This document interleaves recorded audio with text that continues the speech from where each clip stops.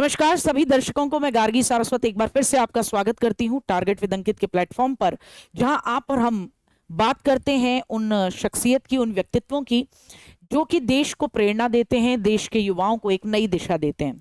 आजकल बड़ी चर्चा में है श्रीकांत बोला जी की एक लाइफ हिस्ट्री पर, लाइफ जर्नी पर बनने वाली एक मूवी जो कि शायद 10 मई को रिलीज होने वाली है, जिसका नाम ही श्रीकांत रखा गया है। अब आपके मन में उस पूरे टीजर को देखने के बाद एक सवाल पैदा होता है कि श्रीकांत बोला है कौन। हालांकि मूवी के अंदर कई सारे पक्षों को, टीजर को देखकर लगता है कि कई सारे पक्षों को दिखाने की कोशिश की गई है, लेकिन फिर भी मुझे लगा कि एक ऐसा व्यक्तित्व, एक ऐसी शख्सियत जिसने की दुनिया की सभी जो भी चैलेंजेस सामने आए उन्हें ही चैलेंज कर दिया हो, तो कमाल का, कभी भी कॉम्प्रोमाइज न करने का एटीट्यूड रखते हुए वो हासिल कर लिया जो कि शायद देश के अंदर कभी किसी ने सोचा भी नहीं होगा और किसी भी तरीके से लोगों को मुमकिन ही नहीं लगता हो, तो नामुमकिन को मुमकिन कर देने वाले उस सिकंदर यानी श्रीकांत बोला जी की कहानी के बारे में जानना बहुत जरूरी है, जो कि अपने आप में एक बहुत ज्यादा प्रेरणादायक स्टोरी है। कहानी है 7 जुलाई 1992 की, यानी 7 जुलाई 1992 की। आंध्र प्रदेश के मछलीपट्टनम या मछलीपट्टनम कुछ भी कह लीजिए, वहां उस गांव में जो चावल की खेती के बुआई, रोपाई, ऐसे कामों को करने वाले जो खेतीहर मजदूर थे, ऐसे ही एक दंपत्ति दामोदर राव और वेंकटम्मा जी के घर पर पैदा होता है एक बच्चा। अब ये बच्चे थे श्रीकांत बोला। ये जन्म से ही टोटली ब्लाइंड थे, विजुअली हैंडीकैप थे, चैलेंज थे, डिसेबल्ड थे। जब ये पैदा होते हैं तो जितने भी लोग आते हैं, बधाई देना तो छोड़ो, माता पिता को ये कह के जाते हैं कि इसे तो मार दो तो बहुत ज्यादा बेहतर रहेगा, क्योंकि देखिए तुम लोगों की आर्थिक स्थिति प्रॉपर है नहीं, ये बच्चा टोटली ब्लाइंड है, ये देख नहीं सकता। तो ऐसी सिचुएशन में बड़ी दिक्कत होगी, बड़ी समस्या होगी। आप जब बूढ़े हो जाएंगे तो ये आपका सहारा बनने की जगह आपके ऊपर बोझ रहेगा और अपना जीवन कैसे यापन करेगा, तो उससे बेहतर है कि इसको समय पर ही आप मार दें। लेकिन माता पिता का दिल माता पिता का होता है, तो ऐसे में दामोदर राव और वेंकटम्मा जी, जो कि श्रीकांत बोला जी के माता पिता हैं, उन्होंने ये निश्चय किया कि नहीं यार, हम अपने बच्चे को मारेंगे नहीं, जो भी कुछ हो ये कुछ बेहतर करेगा अपने जीवन में, और उन्हें एक करिश्मे की, एक चमत्कार की उम्मीद थी। अब सिचुएशन ये आती है, जैसे जैसे श्रीकांत बोला जी बड़े होते हैं, अब बात आती है कि क्या करा जाए। अब दोनों माता पिता खेतीहर मजदूर हैं, तो वहां धान की रुपाई का, पौध को लगाने का काम चल रहा है, तो माता पिता लेके चलते हैं। अब भैया एक बच्चा जिसे कि दिखता नहीं है, वो कैसे रोपाई करेगा, कैसे बाद में धान की बुआई के बाद में कटाई करेगा, ये तो संभव ही नहीं लगता था। तो माता पिता ये समझ जाते हैं कि भाई देखिए इसके बस का खेती करना, मजदूरी करना तो नहीं है। अब डिसाइड होता है कि क्या किया जाए ताकि आगे चल के बच्चा जीवन यापन कर सके। तो निश्चय किया जाता है कि स्कूल में भेज देते हैं, पढ़ेगा लिखेगा तो कुछ तो अपने जीवन में बेहतर कर पाएगा। अब यहाँ पर भी एक समस्या थी कि जो भी स्कूल था वो घर से 4-5 मील दूर था, तो काफी एक रिमोट एरिया जिसे कह सकते हैं, सुनसान एरिया से होकर गुजरना था। माता पिता दोनों खेतीहर मजदूर हैं, ये संभव नहीं है कि छोड़ने जाएं और फिर लेने आए। तो ये निश्चय किया गया श्रीकांत बोला जी स्वयं से जाएंगे, और अगर गांव के कोई बच्चे उनको मिल जाते हैं उनके साथ में, तो उनके साथ होके जाएंगे। लेकिन असली कहानी थी कि जब स्कूल में पहुंचे तो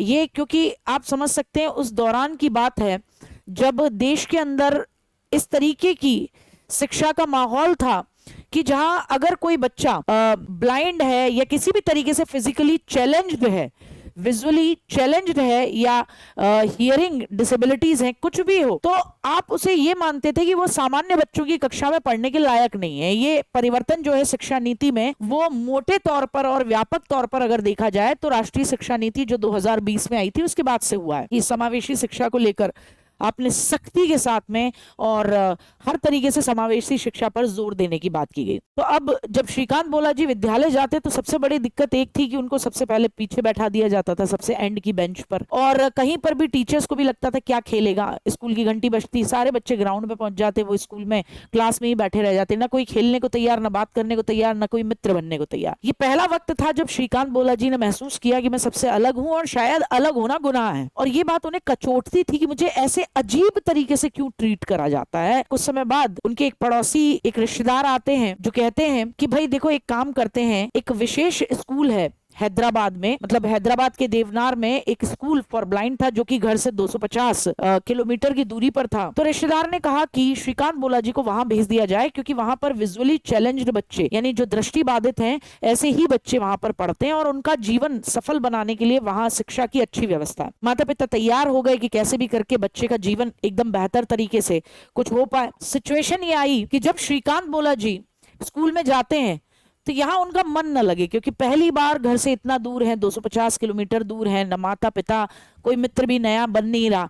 तो श्रीकांत बोलाजी स्कूल को जंप करके, मतलब आप एक तरीके से समझ लीजिए कि स्कूल से एस्केप करने की, भागने की कोशिश करते हैं, हालांकि वो पकड़े जाते हैं। अब उनसे मिलने के लिए वही रिश्तेदार जिन्होंने ये हैदराबाद के देवनार में स्कूल फॉर ब्लाइंड जो था इसको सजेस्ट किया था, वो मिलने आते हैं और उनसे कहते हैं कि क्या बात है, तुम स्कूल से भागना क्यों चाहते थे? श्रीकांत बोलाजी अपनी बात बताते हैं कि मेरा मन नहीं लगता, घर से बहुत दूर हूँ और मुझे लगता है क्या ही जीवन है, और न माता पिता के साथ हूँ, यहाँ बिल्कुल अलग हूँ, अकेलापन महसूस करता हूँ। तब उनके उस रिश्तेदार ने श्रीकांत बोलाजी से एक बात कही, अगर घर लौट भी गए तो जिंदगी क्या होगी? कभी सोचा है? ये पहला टर्निंग पॉइंट था, क्योंकि यहाँ पहली बार श्रीकांत बोलाजी सोचते हैं कि सही बात है, अगर लौट के गया भी तो वही पहले वाली चीज, कोई एक्सेप्ट करने को तैयार नहीं। अगर किसी नॉर्मल स्कूल में भी जाऊंगा तो पीछे बैठा दिया जाऊंगा, कोई खेलने को तैयार नहीं और बड़े अजीब तरीके से बिहेव किया जाएगा मेरे साथ। तो फिर वो पढ़ना शुरू करते हैं और यहाँ उनके मन में ऊर्जा पैदा होती है, उन्हें पहली दिशा मिलती है कि शिक्षा ही मेरे भविष्य को, मेरे जीवन को बदल सकती है और शायद मेरे साथ जो असमानता और ये भेदभाव होता है कि मैं अलग हूं टोटली,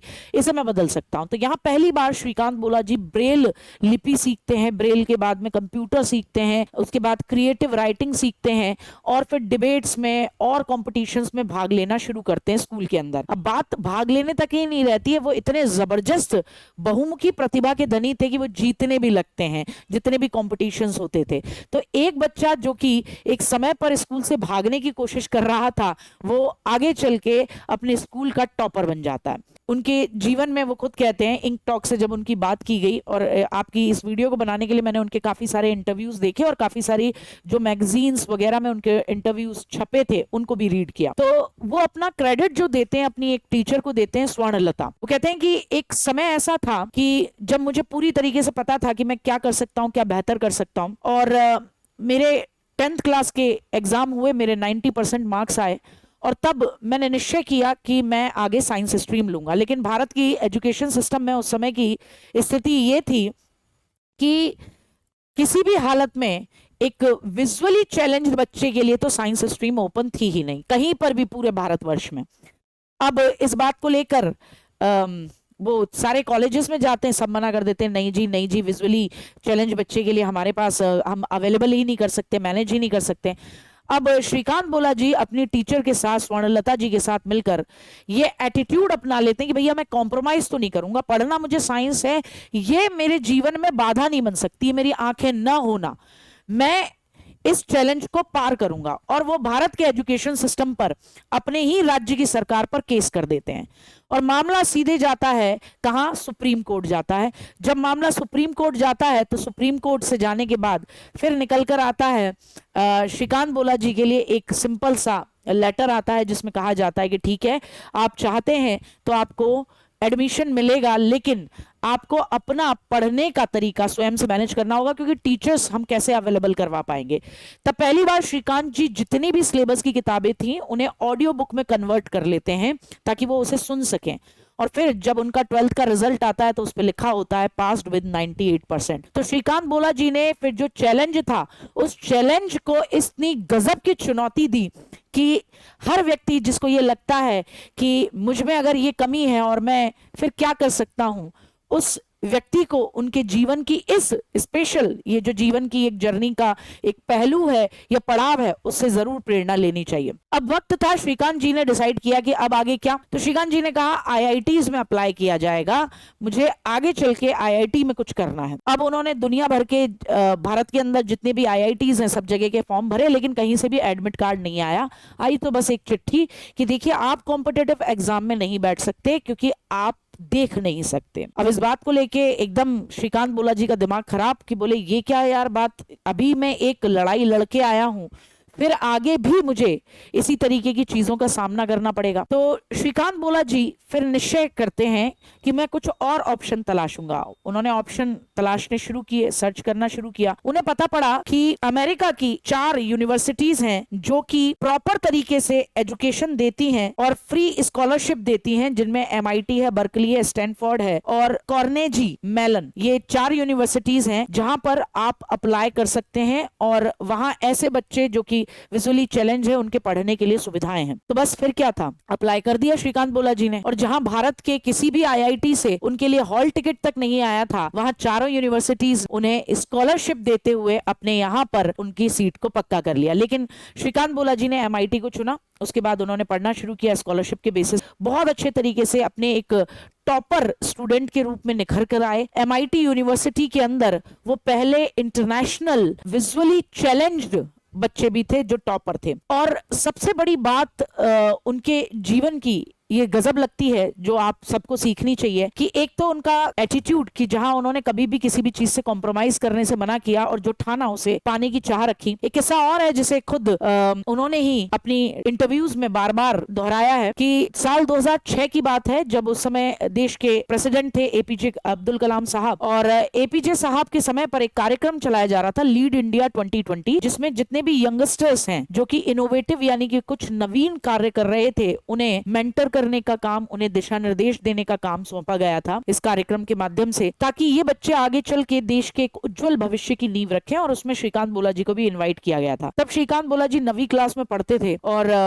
APJ साहब सभी बच्चों से पूछ रहे थे कि भाई बताइए क्या बनना चाहेंगे आप। तब APJ साहब ने खुद ने उस समय की मैगजीन्स वगैरह में छपा था कि अब्दुल कलाम साहब यानी कि जो हमारे प्यारे मिसाइल मैन, हमारे प्यारे राष्ट्रपति जी हैं, उन्होंने कहा था कि मैं एक बच्चे के जवाब से बड़ा अद्भुत हुआ, क्योंकि प्रभावित हुआ, क्योंकि कारण ये था कि उस बच्चे ने बड़ी ही शिद्दत और बड़ी ही कॉन्फिडेंस से ये कहा।